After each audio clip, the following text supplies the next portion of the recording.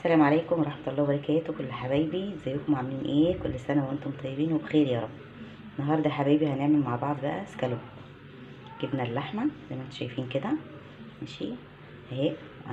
غسلتها كويس جدا، وطبعا جبت عندك بقى ايد الهون، عندك النشابة، اي حاجة بتفرديها كده وبتخبطي عليها كده، يعني ايه، تفرديها شوية، ماشي، تقعدي تطبطبي عليها كده. وبعد كده طبعا بتديها شطفه كويسه وبتفرديها عندك كده في الطبق. بتحضري بقى التوابل اللي انت ايه هتحطيها عليه. التوابل بقى هقول لكم دلوقتي عليها. دلوقتي يا حبايبي انا حطيت فلفل اسمر وحطيت البهارات بتاعه اللحمه، تمام كده. في زبادي، ودي كوبايه زبادي، تمام يا حبايبي، كوبايه زبادي، ماشي. هنحط ميه بصل، تمام يا حبايبي، ميه البصل اهي، بصله، ميه البصل اهي، تمام. ميه البصل هنحط معلقتين صلصة، معلقتين صلصة، ماشي يا حبايب قلبي. طبعا الملح هنحط حاجة بسيطة جدا، مش هنكتر في الملح، تمام. هنخلط كل الخلطة دي مع بعضيها، تمام يا حبيبي. وندعة ملح صغيرة، لو عايزة تحطي نص مكعب مرق الدجاج مفيش مشاكل، ولكن الملح ما تكتريش في الملح، سنة ملح صغيرة. اللي عايز بقى يحط كمون، يحط كزبره، يحط اي حاجه، بس انا بحب الفلفل الاسمر والبهارات بتاعه اللحمه، بس ما بحبش اكتر عليها التوابل والحاجات دي، تمام يا حبايبي. هنخلط بقى الخلطه دي كده كلها مع بعضيها، كلها كده تخلطي كل ده مع بعضيه كده، تمام. تروحي جايبه اللحمه، هوريكم دلوقتي. دي يا حبايبي الخلطه بعد ما عملناها، زبادي وميه البصل والبهارات، تمام كده، وكيس صلصه او معلقتين صلصه اللي عندك، يعني الموجود عندك. هنا اللحمه طبعا غسلناها كويس، وزي ما قلت لكم كده طبطبنا عليها كده، ماشي. هننزلها كده في الخلط، ماشي يا حبايب قلبي. ثانيه واحده، ننزل اللحمه في الخلطه كده يا حبايبي.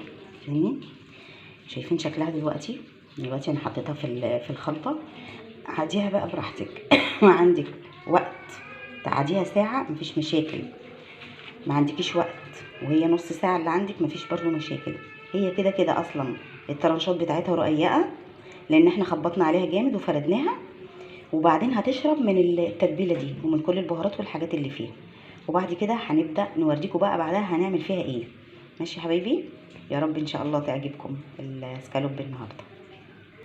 عايزه بقى تعملي معاها مكرونه مفيش مشاكل، عايزه تعملي رز بسمتي مفيش مشاكل، كل اللي انتوا عايزينه. انا عن نفسي هعمل مكرونه سباكيتي ان شاء الله جنبيها. دلوقتي يا حبايبي انا هعمل صلصه المكرونه. عملت ايه؟ عملت راس توم ودقتها، تمام يا حبايبي، حطيتها وحطيت الزيت. هنعمل ايه بقى؟ هنحمر، يعني هنديها صفار كده، مش هنحمرها. اولا المكرونه لما تعمليها بتبقى توم وكزبره بس، زي كده، شفتوا؟ حطيت شويه كزبره اهو، تمام كده. طبعا هنقعد نقلب فيها لحد لما تدخل على الصفار كده، تبقى صفرة، تمام يا حبايبي. وبعد كده هنحط الطماطم، بلاش البصل خالص يا حبايبي على المكرونه، بتبقى تقيله. هي عباره عن توم وكزبره، بتصفر وتحطي الطماطم، بعد كده الملح والفلفل الاسمر والكمون، وشكرا على كده. بصوا يا حبايبي، ميه المكرونه معلقه ملح ومعلقه زيت، ملح وزيت. انا حطيت الملح والزيت، تمام، والميه غليت اهو. احط بقى المكرونه، وهنا الثوم والكزبره زي ما قلت لكم كده اهو. هننزل بقى بالطماطم يا حبايبي، وهنا نزلنا بشفشق طماطم، تمام يا حبايبي. ودي الصلصه بتاعه المكرونه، تمام.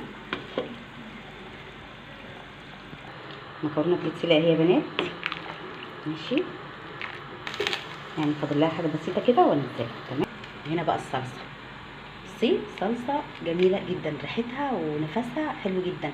بعد ما بتحطي الصلصه بتحطي طبعا الملح بتاعك انت بقى يعني تقديرك في الملح، ماشي، لاننا احنا ما بندقش اي حاجه خالص في رمضان، فبنحط كده بالنظر يعني. بتحطي شويه برده كزبره زي ما انت شايفاهم كده على وش الصلصه، وشويه فلفل اسمر بس، ما تحطيش كمون.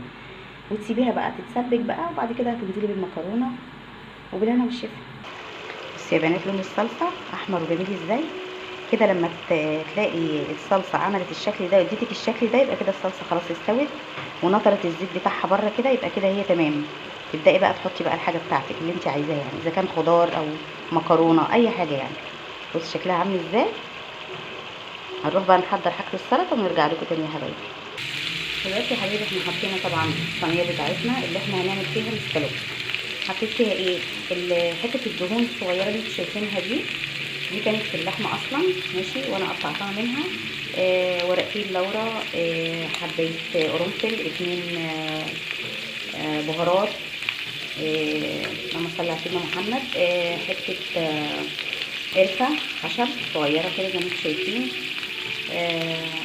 2 حبهان اسفه، ماشي يا حبايبي. ودلوقتي طبعا هنسيبهم دقيقتين كده، وما تحطيش طبعا دهون ولا اي حاجه. انا حطيت الحتت اللي هي طالعه من اللحم، لان هي طبعا هي بتنزل لوحدها الصوص بتاعها، فمش بتبقى محتاجه يعني. هنبدا دلوقتي نحط اللحمه بتاعتنا.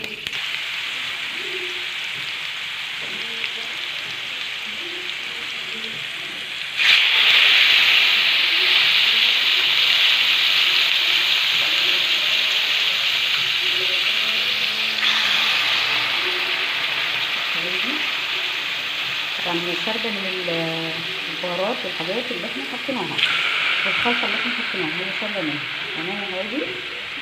بصوا بقى هي بتنزل الصوص بتاعها بقى، وبتنزل كل الحاجات بتاعتها، بتستوي فيها. لا بطعمها بيبقى بجد حكايه، وغير نفسها بقى وريحتها.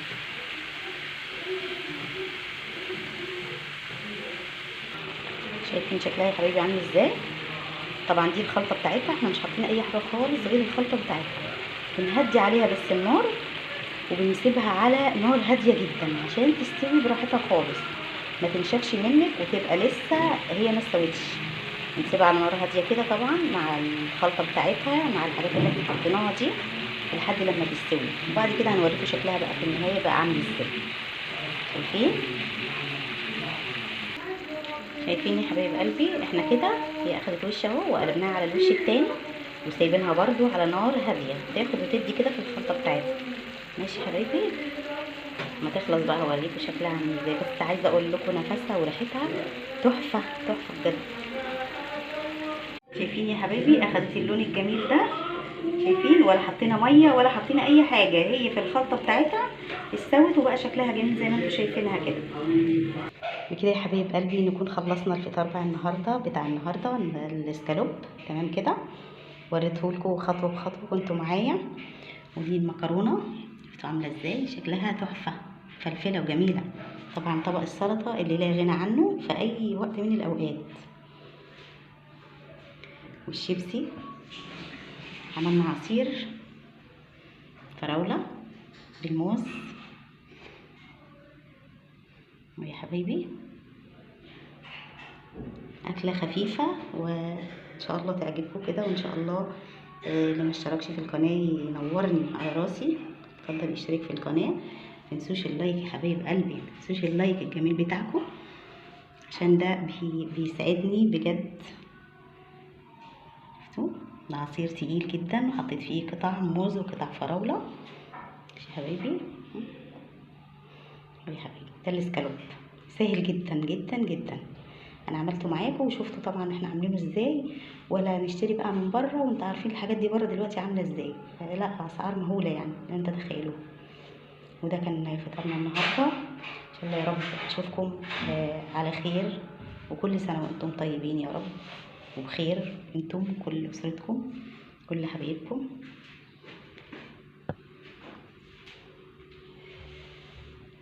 يلا استنى بقى اشتراككم الجميل واللايك الجميل بتاعكم على الفيديو. رب الفيديو بتاع النهارده يكون عجبكم ونول اعجابكم كلكم يا حبايبي. كل سنه وانتم طيبين، ورمضان كريم يا رب عليكم وعلى كل حبايبكم. السلام عليكم ورحمه الله تعالى وبركاته.